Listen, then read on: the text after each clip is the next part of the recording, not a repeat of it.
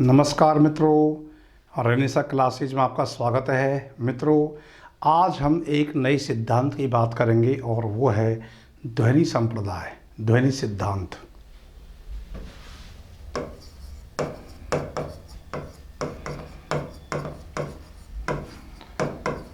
ध्वनि संप्रदाय इसके प्रवर्तक या प्रतिष्ठापक आचार्य आनंदवर्धन है।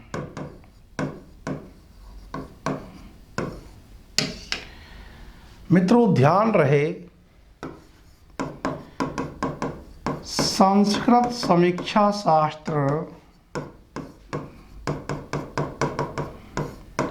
के प्रथम प्रस्थान बिंदु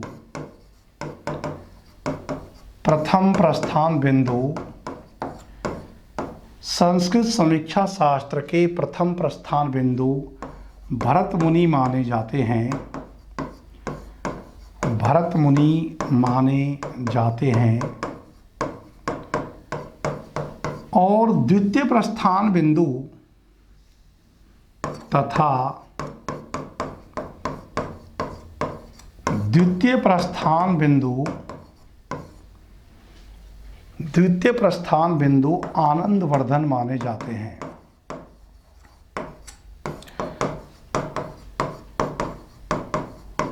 भरत मुनि के बाद यदि किसी ने अपने काव्य सिद्धांत का निर्भ्रांत और मौलिक उद्भावनाओं के साथ विवेचन प्रस्तुत किया है तो वे आनंदवर्धन हैं।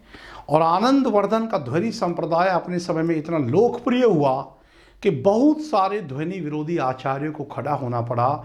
मित्रों, ध्यान रहे, आनंदवर्धन का समय नवीं सदी का दौर है। आनंदवर्धन जो है ये नवीं सदी के आचार्य हैं और संस्कृत समीक्षा शास्त्र में नवीं सदी का समय स्वर्ण काल के रूप में जाना जाता है। संस्कृत समीक्षा शास्त्र में नवीं सदी का समय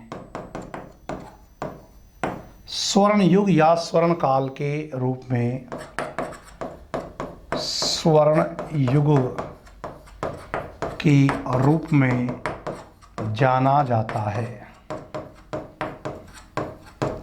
जैसे हमारे हिंदी साहित्य में हम कहते हैं कि भक्ति काल, ग्रियर्सन ने कहा है भक्ति काल को स्वर्ण काल, और आधुनिक हिंदी कविता का स्वर्ण काल किसे कहते हैं, वहाँ कहते हैं छायावाद को। और हिंदी कहानी के उद्भव और विकास में नई कहानी आंदोलन को हिंदी कहानी का स्वर्ण काल कहते हैं। तो इस प्रकार से पूछते रहते हैं परीक्षाओं में।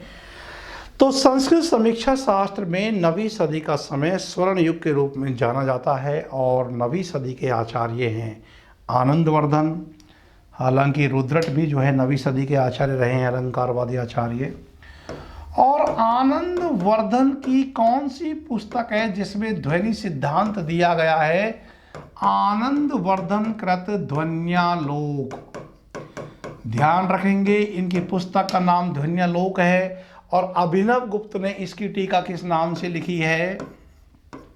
तो अभिनव गुप्त ने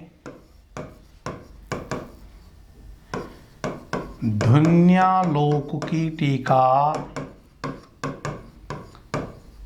ध्वन्यालोक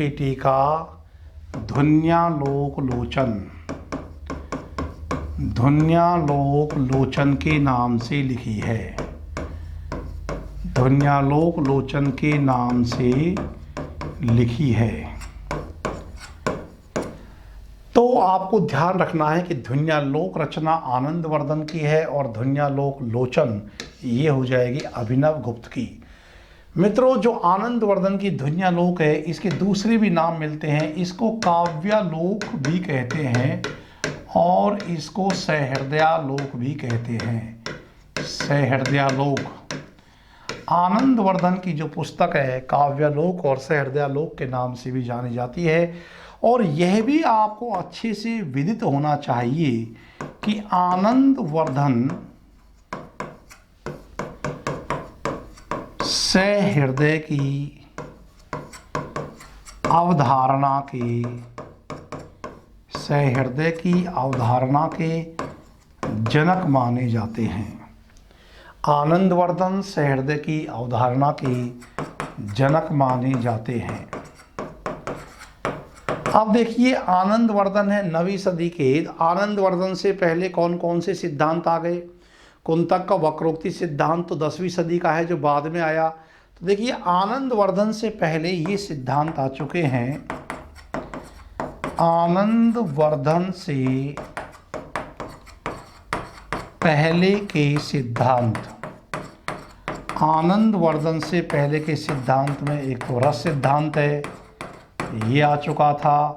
रस के बाद में हमने देखा कि अलंकार सिद्धांत स्थापित हो गया। रस का विरोध करते हुए अलंकार सिद्धांत आ गया। अलंकार सिद्धांत के बाद में रीति सिद्धांत स्थापित हुआ। और मित्रों, ध्यान रहे कि रीति सिद्धांत का विरोध करते हुए इसके प्रतिरोध में ध्वनि सिद्धांत स्थापित हुआ। तो हम ये भी कह सकते हैं कि आचार्य वामन के रीति संप्रदाय की प्रतिक्रिया स्वरूप कौन सा सिद्धांत जन्म लेता है? ध्वनि सिद्धांत। और बाद में ध्वनि सिद्धांत की प्रतिक्रिया में कुंतक का वक्रोक्ति सिद्धांत जन्म लेता है, जिसका विस्तार से हमने पिछली कक्षाओं में अध्ययन किया था। तो आनंदवर्धन से पहले के ये सिद्धांत आ चुके थे। और जो विशेष लोकप्रिय सिद्धांत हुआ, देखिए, या तो रस सिद्धांत अपनी लोकप्रियता के प्रतिमानों पर पहुंचा, या बाद में फिर ध्वनि सिद्धांत ने लोकप्रियता के तमाम प्रतिमानों को प्राप्त किया। ये दोनों ही सिद्धांत, जो रस सिद्धांत और ध्वनि सिद्धांत है, ये आत्मवादी सिद्धांत है, जो रचना के भाव पक्ष को विशेष रूप से उजागर करते हैं। बाकी के 4 संप्रदाय तो देहवादी हैं, लेकिन ये 2 संप्रदाय आत्मवादी हैं। और ये दोनों सिद्धांत एक दूसरे के विरोधी ना होकर के एक दूसरे के पूरक बन करके ही आए हैं। ध्वन्यालोक में ध्वनि संप्रदाय को स्थापित किया है आनंदवर्धन ने, और साफ कहा है ध्वन्यालोक में काव्यस्य आत्मा ध्वनि रीति।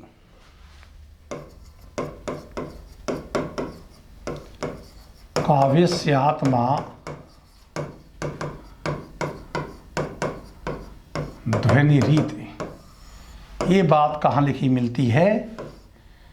ध्वन्यालोक में। आनंदवर्धन ने साफ तौर से लिखा है कि काव्य की आत्मा जो है वो ध्वनि है।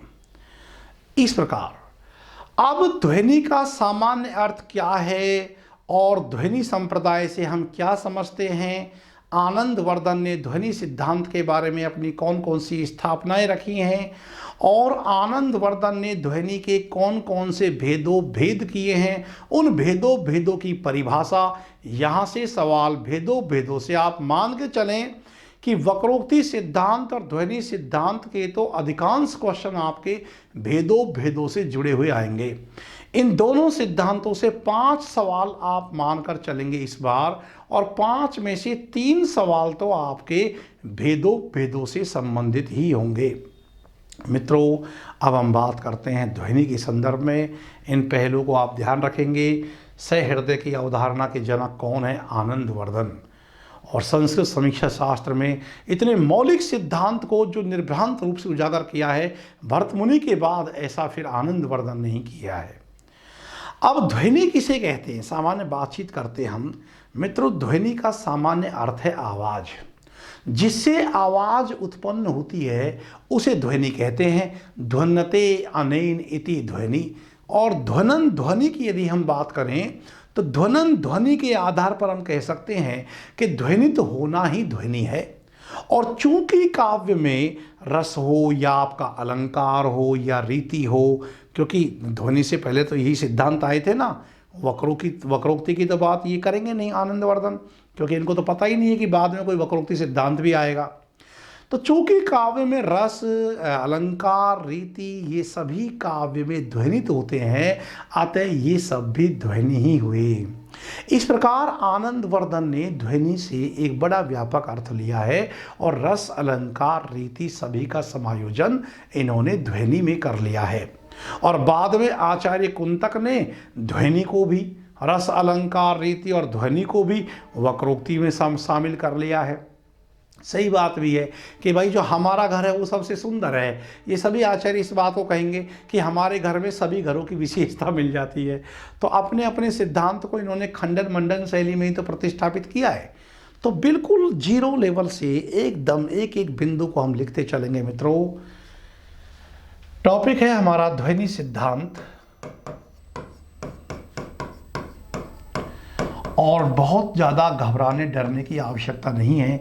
ये सिद्धांत बहुत आसान है।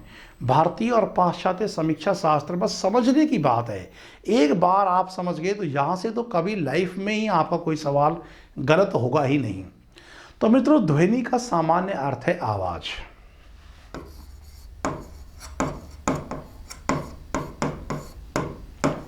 ध्वनि का सामान्य अर्थ है आवाज। ध्वनि आ रही है, आवाज आ रही है। जिससे आवाज उत्पन्न होती है उस आवाज को ही ध्वनि कहते हैं।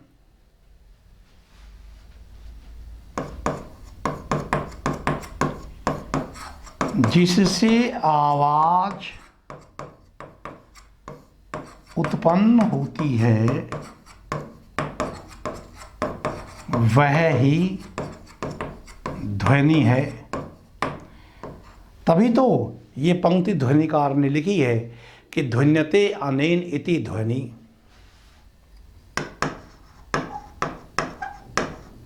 ध्वन्यते अनेन इति ध्वनि। इसका मतलब क्या हुआ कि जिससे आवाज उत्पन्न होती है वह ही ध्वनि है। और फिर ध्वनन ध्वनि की बात करते हैं ध्वनिवादी आचार्य। ध्वनन ध्वनि, तो ध्वनन ध्वनि क्या है? ध्वनन ध्वनि, ध्वनन ध्वनि के आधार पर जब हम बात करते हैं कि ध्वनन ध्वनि है, तो ध्वनन ध्वनि के आधार पर ध्वनित होना ही ध्वनि है। ध्वनित होना ही, ध्वनित होना ही ध्वनि है। तो ये साफ तौर पे लिखा हुआ है कि ध्वनन ध्वनि, तो जो ध्वनित हो रहा है वही ध्वनि है। और काव्य में रस, अलंकार, रीति, काव्य में रस,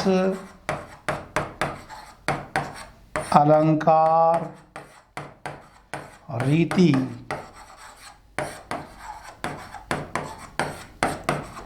सभी ध्वनित होते हैं। काव्य में रस, अलंकार, रीति सभी ध्वनित होते हैं। अतः ये सब भी ध्वनि ही हुए। तो इस प्रकार आनंदवर्धन ने अपने से पहले के जो सभी सिद्धांत हैं उन सबको ध्वनि में ही शामिल कर लिया है। ध्वनन ध्वनि के आधार पर ध्वनित होना ही ध्वनि है। और यदि ध्वनित होना ही ध्वनि है तो इसमें कोई दौराई नहीं कि काव्य में चाहे रस हो, चाहे अलंकार हो, चाहे रीति हो, ये सभी जो है ध्वनित होते हैं। मित्रों, आप 3 शब्द शक्तियों का अध्ययन करते हैं, अभिधा, लक्षणा और व्यंजना। और जिस हम ध्वनि का अध्ययन कर रहे हैं उसका संबंध कौन सी शब्द शक्ति से है? व्यंजना शब्द शक्ति से है। ध्यान रखें। अब देखिए, अब आनंदवर्धन ने ध्वन्यालोक में लिखा है, बहुत महत्वपूर्ण पंक्ति है। आनंदवर्धन ने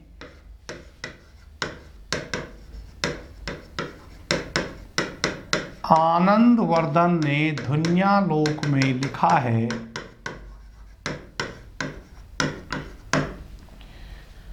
आनंदवर्धन ने ध्वन्यालोक में लिखा है। अब एक श्लोक लिखते हैं, वो परीक्षा में सीधे सीधे पूछा जाता है। यत्रार्थ है शब्दो वा तमर्थ मुसर्जननी कृत स्वार्थो। यत्रार्थ है शब्दो वा तमर्थ मुसर्जननी कृत स्वार्थो।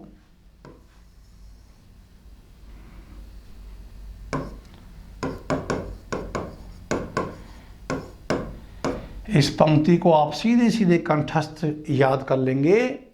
तमर्थ मुसर्जननी कृत स्वार्थो व्यक्त है काव्य विशेषे से। व्यक्त है काव्य विशेषे से ध्वनि रीति सुरभि कथिते। से ध्वनि रीति सुरभि कथिते। ये पंक्ति है। तो सबसे पहले तो आप इन पंक्तियों को कंठस्थ याद कर लेंगे। ये श्लोक जो है ये आनंदवर्धन ने ध्वन्यालोक में लिखा है कि यत्रार्थ है शब्दों व तमर्थ मुसर्जननी कृत स्वार्थो व्यक्त है काव्य विशेषे से ध्वनि सुरभि कथित है। क्योंकि दूसरी पंक्ति में ध्वनि आ रही है, लेकिन पहली पंक्ति देकर के आपसे पूछ सकते हैं। और ये जो कठिन सी शब्दावली आपको दिख रही है, बहुत आसान इसका अर्थ है। यहाँ पर आनंदवर्धन ये कहना चाह रहे हैं कि जहाँ पर शब्द और अर्थ अपने अविधेय अर्थ को छोड़कर, अर्थात जहाँ पर शब्द और अर्थ अपने अभिधेयार्थ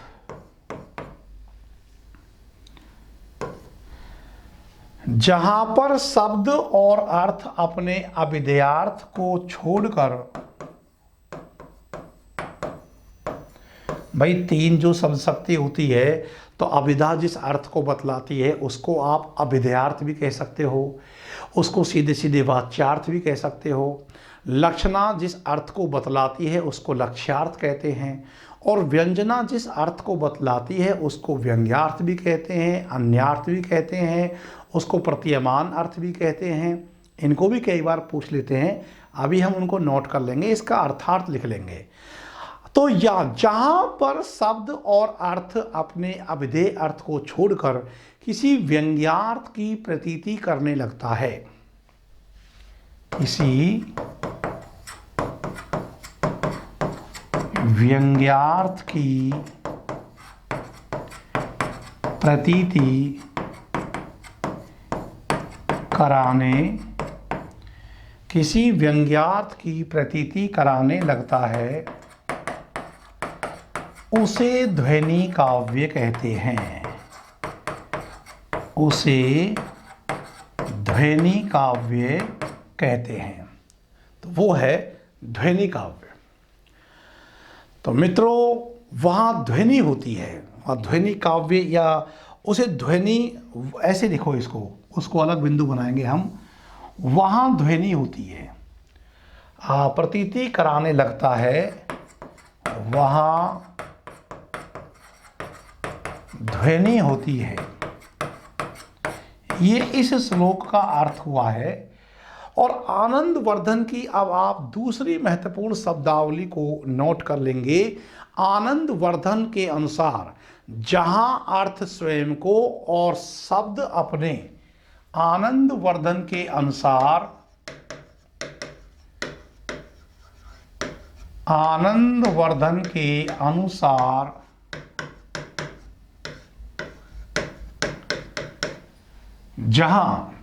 जहां अर्थ स्वयं को तथा शब्द अपने, जहां अर्थ स्वयं को तथा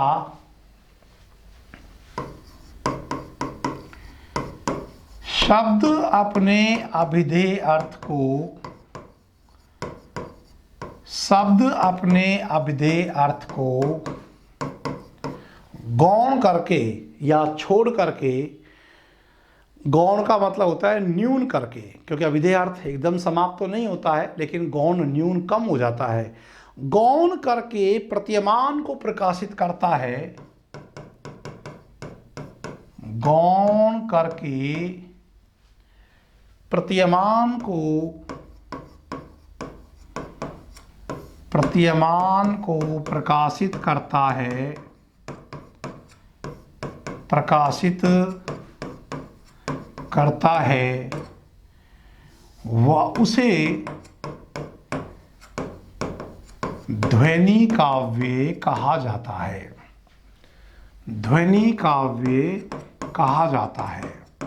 तो इसका मतलब ये हुआ मित्रों कि प्रतीयमान का मतलब क्या है। यहाँ प्रतीयमान का मतलब होता है व्यंग्यार्थ। आप देखो, इसको भी कोष्टक में एक बार नोट बना के लिख लेंगे ताकि आपकी समझ और आसान हो जाए।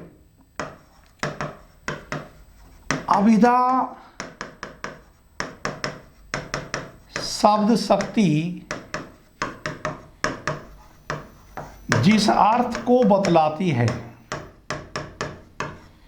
जिस अर्थ को बतलाती है उसे क्या कहते हैं? उसे आप वाच्यार्थ कह लो, आप उसे सरलार्थ कह लो, और आप उसे अभिधेयार्थ कह लो, अभिधेयार्थ कहते हैं। ये तीनों जो है ये पर्यायवाची समानार्थी है, वाच्यार्थ, सरलार्थ या अभिधेयार्थ। और लक्षणा शब्द शक्ति जिस अर्थ को बतलाती है उसे क्या कहते हैं? उसे लक्ष्यार्थ कहते हैं। वो है लक्ष्यार्थ। और व्यंजना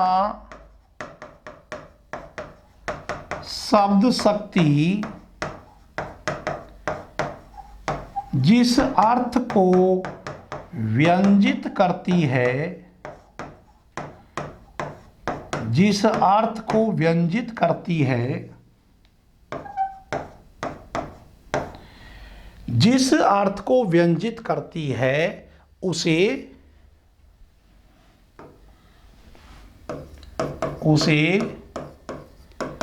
व्यंग्यार्थ,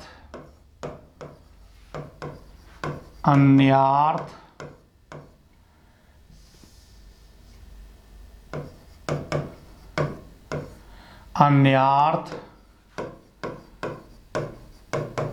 प्रतीयमान कहते हैं। तो ध्यान रहे कि जो प्रतीयमान की हम बात कर रहे हैं, और आनंदवर्धन ने जो बार बार इस शब्द की बात की है प्रतीयमान, इस प्रतीयमान से हम क्या अर्थ लेंगे? व्यंग्यार्थ। और ये साफ तौर पर कहते हैं आनंदवर्धन कि किसी काव्य में ध्वनि काव्य के लिए प्रतीयमान अर्थ का होना ही काफ़ी नहीं है, यानी कि व्यंग्यार्थ का होना ही काफ़ी नहीं है, बल्कि व्यंग्यार्थ का वाच्यार्थ से अधिक सुंदर होना जरूरी है। तो उस काव्य विशेष को ध्वनि काव्य कहते हैं जहां प्रतीयमान अर्थ सर्वाधिक शक्तिशाली होता है। तो इस प्रकार ध्वनि काव्य में प्रतीयमान का होना ही पर्याप्त नहीं है। इस प्रकार आनंदवर्धन का मानना है, आनंदवर्धन का मानना है कि ध्वनि काव्य में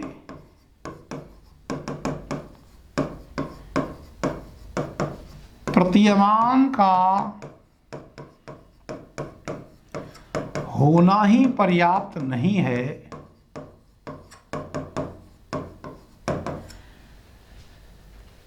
ध्वनि काव्य में प्रतीयमान का होना ही पर्याप्त नहीं है, बल्कि प्रतीयमान का वाच्यार्थ से अधिक सुंदर होना जरूरी है। अधिक सुंदर होना जरूरी है। मित्रों, ध्यान रहे कि प्रतीयमान का होने भर से काम नहीं चलेगा, बल्कि प्रतीयमान का वाच्यार्थ या अभिधेयार्थ से अधिक सुंदर होना जरूरी है। तो इसका मतलब ये हुआ कि जिस हम प्रतीयमान अर्थ की बात कर रहे हैं उसका सीधा सीधा संबंध किससे है? ध्वनि काव्य से है। और आनंदवर्धन ने इसी बात के आधार पर कि प्रतीयमान अर्थ का होना ज़्यादा महत्वपूर्ण है, तो आनंदवर्धन ने इसी बात के आधार पर काव्य के 3 भेद किए हैं। आनंदवर्धन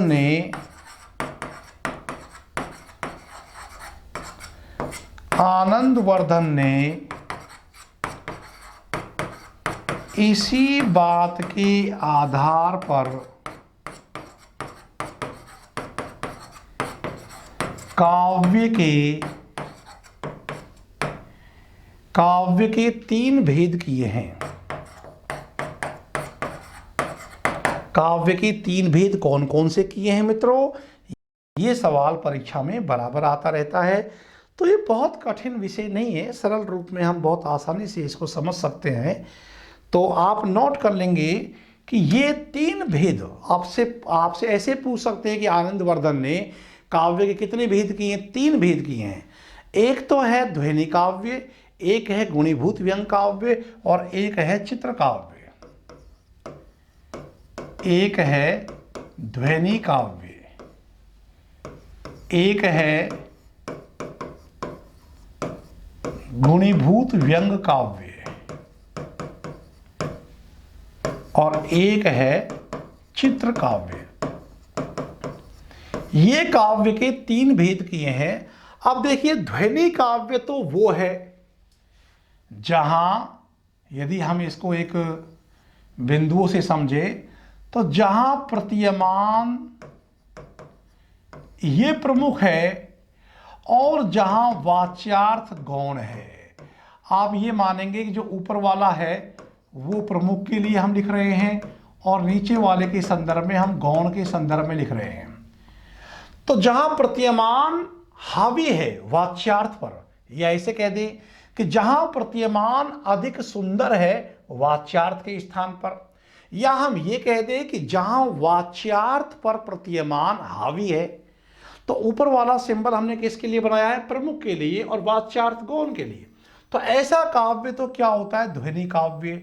और ये मान के चलो कि ये फर्स्ट ग्रेड है, जो ये वाला काव्य है ये फर्स्ट ग्रेड है, क्योंकि आनंदवर्धन ने इसको उत्तम प्रथम श्रेणी का जो है काव्य, कि उत्तम श्रेणी का काव्य कहा है। और जो गुणीभूत व्यंग काव्य है, इसमें हम कैसे कहेंगे कि ये इस प्रकार से है कि प्रतीयमान बराबर है वाच्यार्थ के। इसमें प्रतीयमान अर्थ और वाच्यार्थ अर्थ दोनों बराबर से आते हैं। आप ये नहीं कह सकते हो कि वाच्यार्थ प्रमुख है या प्रतीयमान अर्थ प्रमुख है, ये दोनों कमोबेश बराबरी से आते हैं, यानी कि 50-50% वाला मैटर है। और इस प्रकार के काव्य को आनंदवर्धन ने, आप ये मान लीजिए, सेकंड ग्रेड कहा है, यानी कि ये मध्यम श्रेणी का काव्य है। ये जो ध्वनि काव्य है ये उत्तम श्रेणी का काव्य है, गुणीभूत व्यंग काव्य ये मध्यम श्रेणी का काव्य है, और जो चित्र काव्य है इसके संदर्भ में आप इसको एकदम उल्टा कर लीजिए ध्वनि काव्य को, कि यहाँ वाच्यार्थ तो क्या हो गया? प्रमुख हो गया, और जो प्रतीयमान है यानी कि जो व्यंग्यार्थ है वो यहाँ क्या हो गया? गौण हो गया। और ऐसे काव्य को थर्ड ग्रेड आप मान के चलो, रीट का मास्टर है ये थर्ड ग्रेड जैसे रीट की तैयारी कर रहे हैं ना विद्यार्थी, तो ये थर्ड ग्रेड वाला है। यानी कि आनंदवर्धन ने चित्र काव्य को अधम श्रेणी का या निम्न श्रेणी का काव्य कहा है।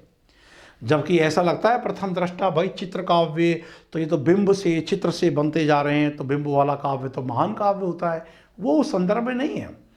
तो इन्होंने जिस प्रतीयमान की बात की कि काव्य में प्रतीयमान का होना ही काफ़ी नहीं है, बल्कि ध्वनि काव्य के लिए जरूरी है कि प्रतीयमान अधिक बलशाली, अधिक सुंदर हो, वाच्यार्थ पर हावी हो, और इस आधार पर आनंदवर्धन ने काव्य के 3 भेद किए हैं। तो काव्य के 3 भेद कौन कौन से हो गए? ध्वनि काव्य, गुणीभूत काव्य और गुणीभूत व्यंग काव्य और चित्र काव्य।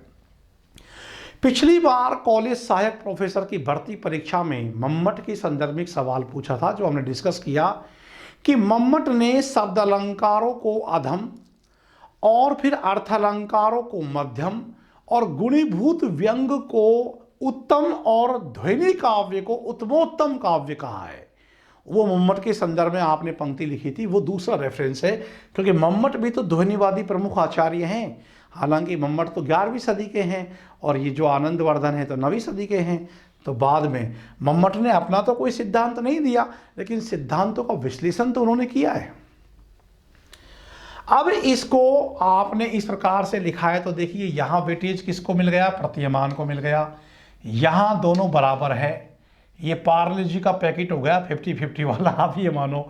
और यहाँ प्रमुख क्या है? वाच्यार्थ। अब आपसे कोई ये पूछे कि बताइए काव्य का वह कौन सा भेद है जहां प्रतीयमान और वाच्यार्थ दोनों समान रूप से सुंदर मिलते हैं या दोनों समान रूप से शक्तिशाली मिलते हैं? तो वो हो गया आपका गुणीभूत व्यंग काव्य।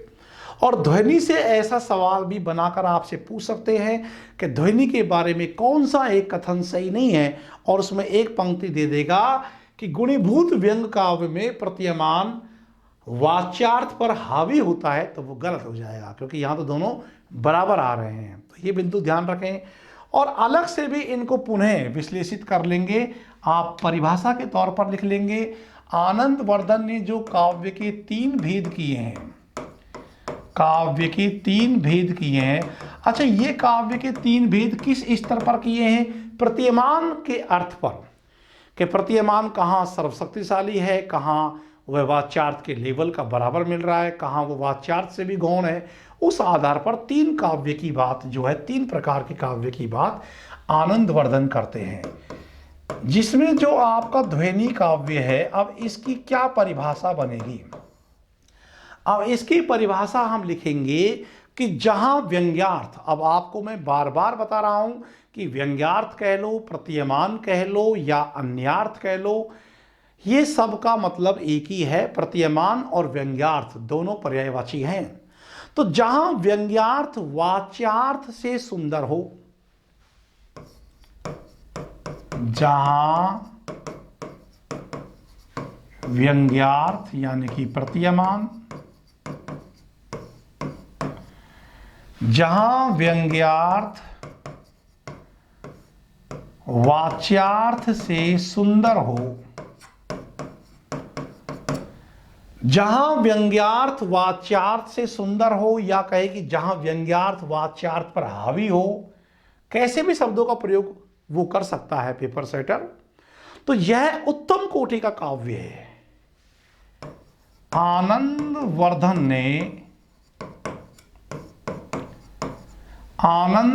ने इसे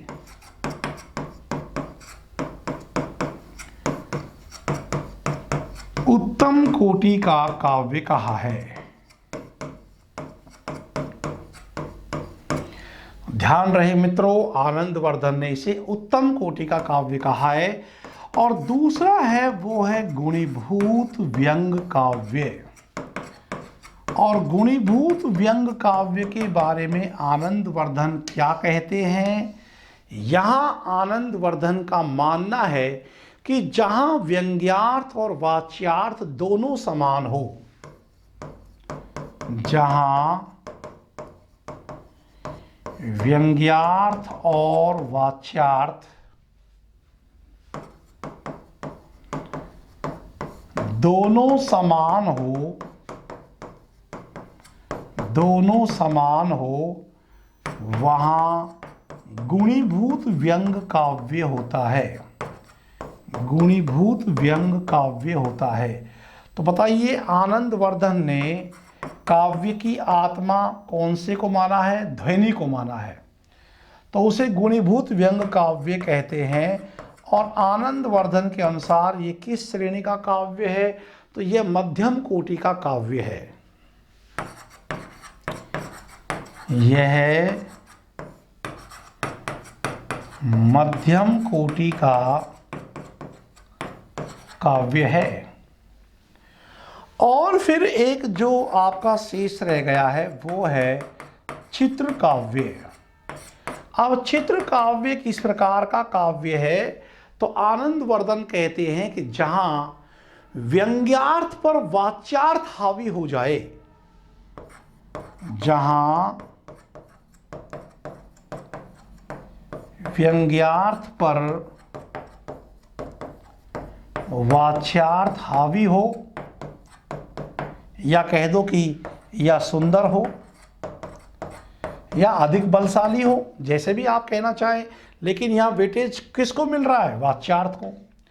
तो जहां व्यंग्यार्थ पर या ऐसे कह दो प्रतीयमान पर जहां वाच्यार्थ हावी हो वह चित्र काव्य है। और आनंदवर्धन ने इसको निम्न या अधम कोटि का काव्य कहा है।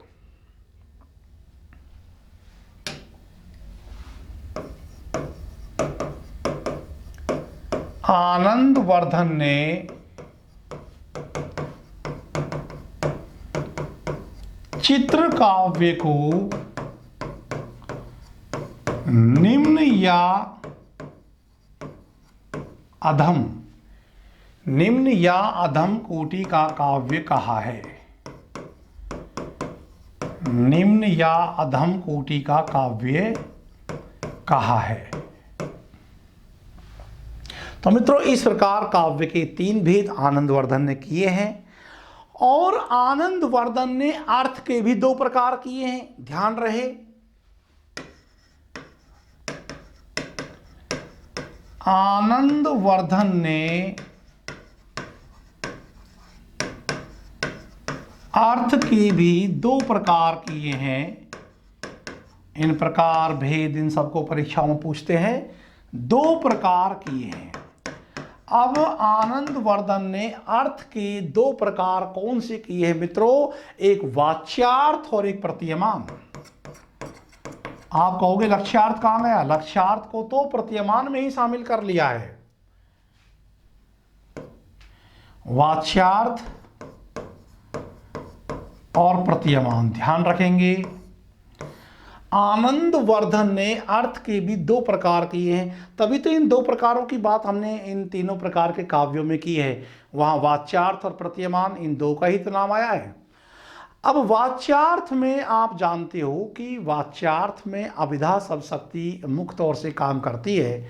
हालांकि ये बात भी सही है कि अभिधा में कहीं कहीं लक्षणा का भी सहारा लिया जाता है, और व्यंजना भी जो है लक्षणा पर आधारित होती है, ऐसा नहीं है। हालांकि लक्षणा में व्यंजना में स्पष्ट भेद है। लक्षणा में हम जो कोई मुख्य अर्थ की बाधा होने पर जो अन्य अर्थ लेते हैं वह रूढ़ि या प्रयोजन के आधार पर अन्य अर्थ लेते हैं, लेकिन कहीं न कहीं वह भी मुख्य अर्थ से संबंधित होता है। जबकि व्यंजना में जो हम अन्य अर्थ लेते हैं उसका मुख्य अर्थ से कोई संबंध नहीं होता है। अब देखिए, लक्षणा में मुख्य अर्थ बाधित होता है, लेकिन व्यंजना में तो व्यंग्यार्थ बाधित नहीं होता, ये आप सब अच्छे से जानते हैं। तो व्यंजना से जो व्यक्त अर्थ है उसको क्या कहेंगे? व्यंग्यार्थ या प्रतीयमान अर्थ कहेंगे। और आनंदवर्धन ने इसी प्रतीयमान अर्थ की प्रशंसा करते हुए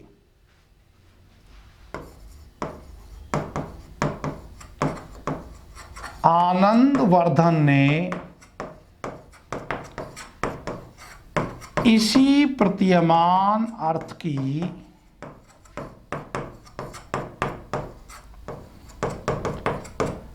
प्रशंसा करते हुए आनंदवर्धन ने इसी प्रतीयमान अर्थ की प्रशंसा करते हुए प्रतीयमान को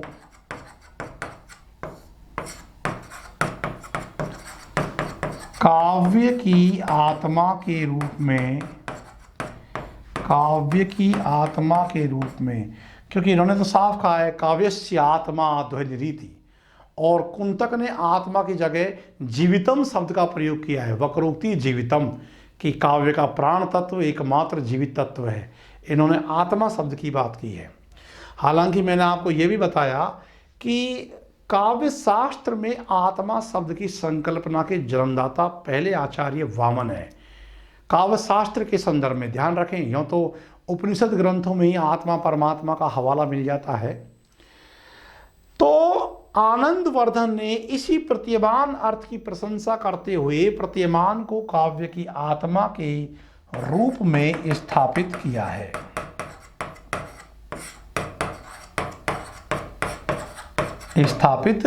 है।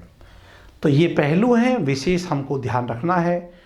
और बाद में जो 11वीं सदी के मम्मट आचार्य हैं, मम्मट आचार्य ने ध्वनिवादी आचार्यों की मान्यताओं में एक रूपता लाने का ऐतिहासिक कार्य संपन्न किया और ध्वनि सिद्धांत को और सुदृढ़ आधार प्रदान किया है। और मित्रों, इसीलिए मम्मट आचार्य को भी ध्वनि प्रस्थापन परमाचार्य कहा गया।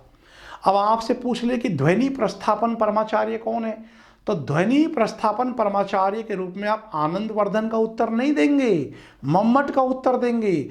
आनंदवर्धन तो ध्वनि सिद्धांत के प्रतिष्ठापक आचार्य हैं, वो तो है ही, लेकिन इतनी सारी बहुत सारे ध्वनि विरोधी मतों का समाहार किया और ध्वनि के संदर्भ में जो अनेक रूपताएं स्थापित हो गई थी, क्योंकि बीच में 200 साल का अंतर आ गया। आनंदवर्धन 9वीं सदी के हैं, फिर 10वीं सदी 11वीं सदी में मम्मट ने ये काम प्रमुख किया है। मम्मट को हम रसवादी आचार्य के रूप में याद करते हैं कि मम्मट की काव्य प्रकाश रचना प्रमुख है, लेकिन मम्मट पहले ध्वनिवादी है, फिर उसको आप रसवादी कह सकते हैं। तो ध्यान रहे, मम्मट का संदर्भ आप जरूर यहाँ नोट कर लेंगे। नोट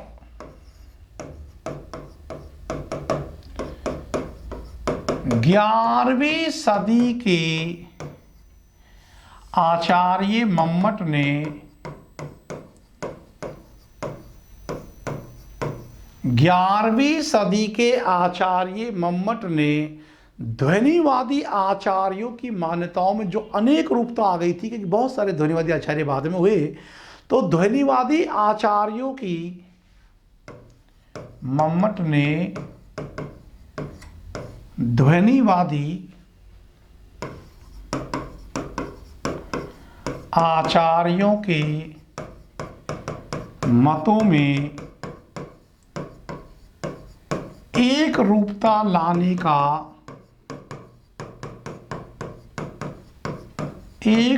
लाने का ऐतिहासिक कार्य संपन्न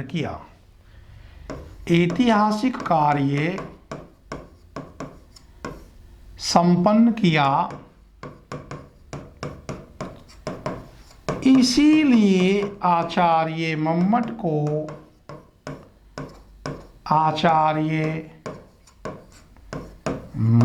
को ध्यान रहे,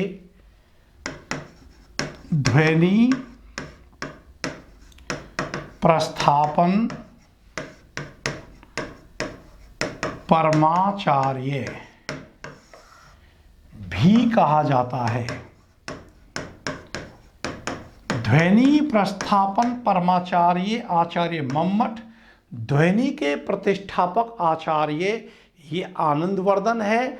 और ध्यान रहे मित्रों, मम्मट से ये सवाल पिछली परीक्षा में आया है और मैंने आपको नोट भी कराया है कि आचार्य मम्मट ने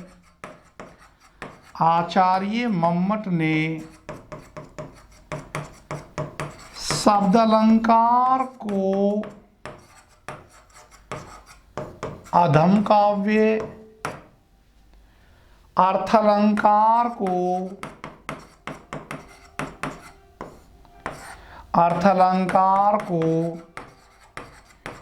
मध्यम काव्य, गुणीभूत व्यंग को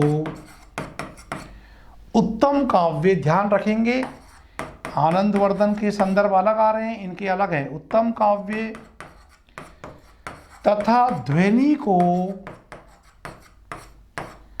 ध्वनि को उत्तमोत्तम, उत्तम में भी अति उत्तम, उत्तमोत्तम काव्य कहा है। ये सवाल पिछली बार बड़ा गहरा सवाल है और ये प्रश्न जो है आरपीएससी के कॉलेज सहायक प्रोफेसर भर्ती परीक्षा 2014 में पूछा कि ये किस आचार्य ने कहा है। आचार्य मम्मट ने कहा है। तो इन बिंदुओं को ध्यान रखेंगे और अभिनव गुप्त, उनके बारे में भी आप ध्यान रखें। अभिनव गुप्त वह भी जो है 11वीं सदी के आचार्य हैं।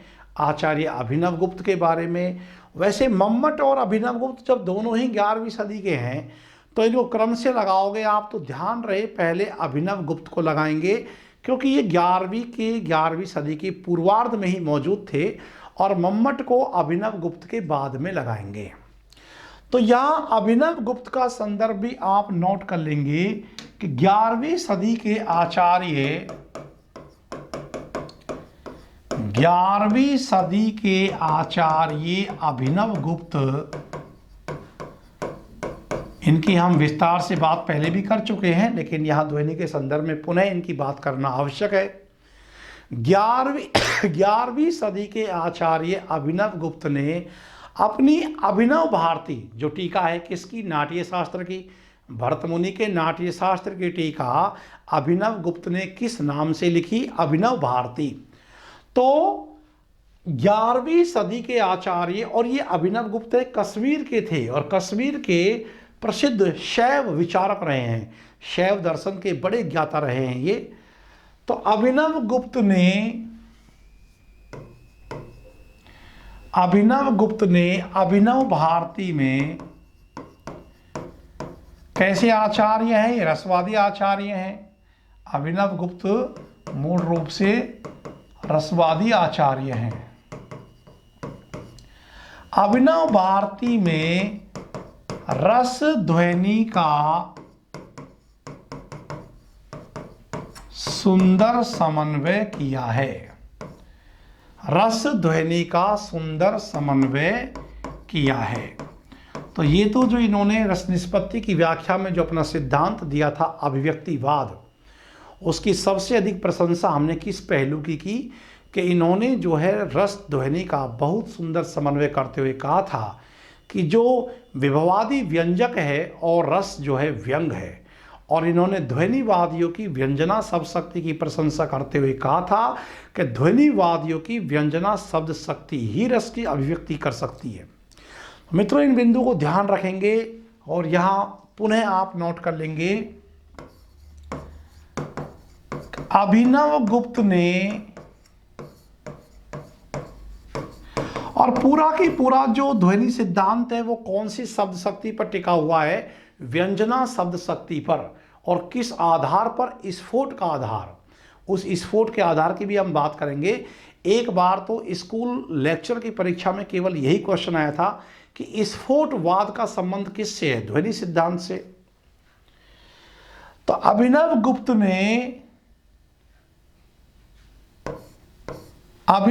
ने ध्वनि के संदर्भ में, अभिनव गुप्त का कहना है कि ध्वनिवादियों की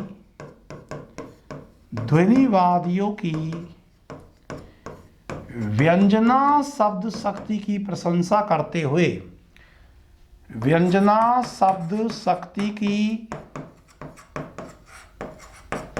प्रशंसा करते हुए कहा है कि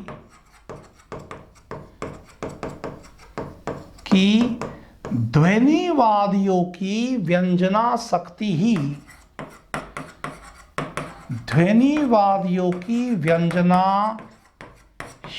ही रस की अभिव्यक्ति करती है, रस की अभिव्यक्ति करती है।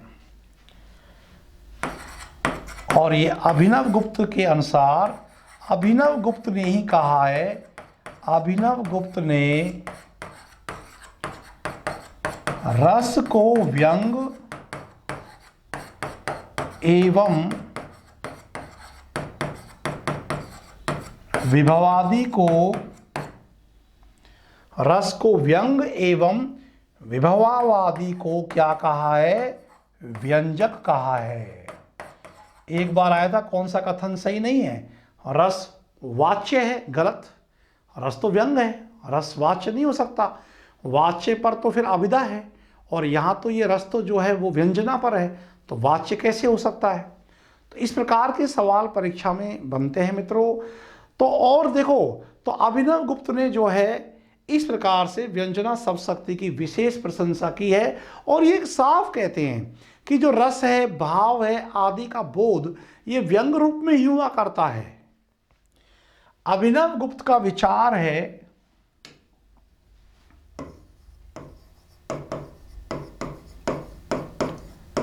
अभिनव गुप्त का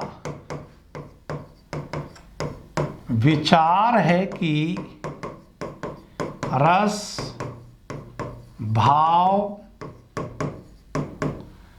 आदि का बोध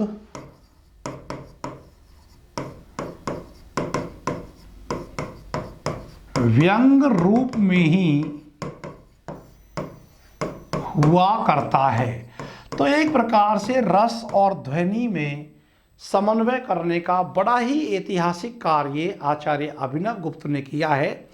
अब देखिए, मूल रूप से अभिनव गुप्त रसवादी आचार्य हैं, लेकिन रसवादी आचार्य होने के बावजूद अभिनव गुप्त ने ध्वनि सिद्धांत को महत्व दिया है और साफ कहा है कि रस वाच्य न होकर के व्यंग होता है।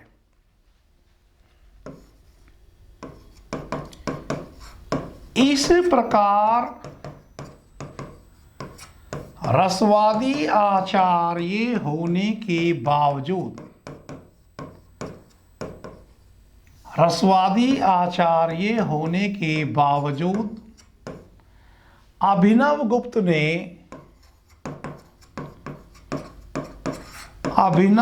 ने ध्वनि सिद्धांत को महत्व दिया है। ध्वनि सिद्धांत को महत्व दिया है और स्पष्ट कहा है, और स्पष्ट कहा है कि रस वाच्य न होकर, रस वाच्य न होकर व्यंग होता है, क्योंकि ये व्यंजित होता है। तो देखिए, रस वाच्य न होकर के व्यंग होता है। और पंक्ति आई थी कि असत्य कथन पहचानिए, उसमें आगे रसवाच्य होता है, तो ये तो गलत हो गया। और देखिए, सबसे मजेदार बात तो ये है कि बाकी सब सिद्धांत एक दूसरे के विरोध में अपनी बातें कहते हैं, लेकिन रसवादी आचार्य ध्वनि का विरोध नहीं कर रहे हैं और ध्वनिवादी आचार्य जो है वो रस का विरोध नहीं कर रहे हैं। अब आनंदवर्धन के बारे में आप देखिए, तो आनंदवर्धन कैसे आचार्य हैं? ध्वनिवादी। आनंदवर्धन ध्वनिवादी आचार्य होते हुए भी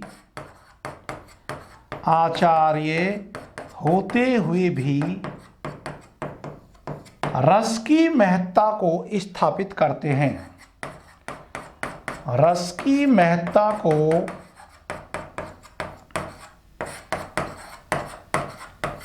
स्थापित करते हैं। अब देखिए, अभिनव गुप्त है जो रसवादी आचार्य है, वह ध्वनि सिद्धांत के महत्व को साफ तौर पर स्वीकारते हैं, और जो आनंदवर्धन ध्वनिवादी आचार्य हैं, वह ध्वनिवादी आचार्य होते हुए भी रस की महत्ता को स्थापित करते हैं। आनंदवर्धन कहते हैं, अब आनंदवर्धन का यह कथन देखिए, और ये मैं सिर्फ आपको इसलिए बता रहा हूं क्योंकि एक तो सवाल यहां से आते हैं कि कौन सा सही नहीं है, दूसरा रस और ध्वनि ये एक दूसरे के विरोधी सिद्धांत ना होकर के एक दूसरे के पूरक हैं। बाकी हम एक दूसरे के विरोधी सिद्धांतों की बात कह सकते हैं, और इसलिए दोनों ये आत्मवादी हैं। बाकी के चार सिद्धांत तो देहवादी है। अलंकार सिद्धांत हो या रीति सिद्धांत हो या औचित्य सिद्धांत हो क्षेमेंद्र का, या फिर कुंतक का वक्रोक्ति सिद्धांत हो, ये देहवादी सिद्धांत है जो रचना के कला पक्ष पर विशेष बात करते हैं, और जो आत्मवादी सिद्धांत है वह रचना के रस, ध्वनि, भाव, आत्म तत्व की बात मुख्य तौर से करते हैं। तो आनंदवर्धन ध्वनिवादी आचार्य होते हुए भी रस की महत्ता को स्थापित करते हैं, स्वीकारते हैं, और आनंदवर्धन कहते हैं कि जहां वस्तु व अलंकार आदि व्यंग ना हो,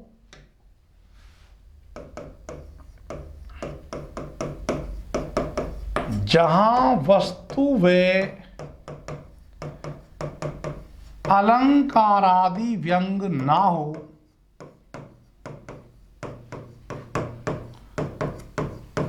उसे चित्र काव्य भले ही मान लो, लेकिन जो रसादि का भेद ना हो, उसे चित्र काव्य भले ही मान लो, लेकिन जहां रसादि का भेद ना हो, ऐसा कोई काव्य नहीं है, ऐसा कोई काव्य नहीं है। क्योंकि इनका साफ कहना है कि संसार की प्रत्येक वस्तु और पदार्थ, उसमें रस या भाव का ही अंश हुआ करता है। संसार की सभी वस्तुएं किसी रस या भाव, इसी में आगे लिखना है, आनंदवर्धन कहते हैं कि संसार की सभी वस्तुओं में रस या भाव का संस्पर्श होता ही है। तो संसार की सभी वस्तुओं में रस या भाव का संस्पर्श, ये तो इसका अंग है। कहते हैं कि संसार की सभी वस्तुएं रस और भाव का ही अंग होती है। तो इस प्रकार देखिए कि हम ये कहना चाह रहे हैं कि ध्वनि संप्रदाय रस सिद्धांत का विरोधी ना होकर, इस प्रकार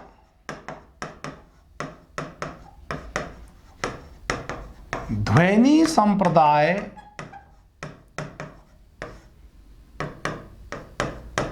रस संप्रदाय या रस सिद्धांत का विरोधी न होकर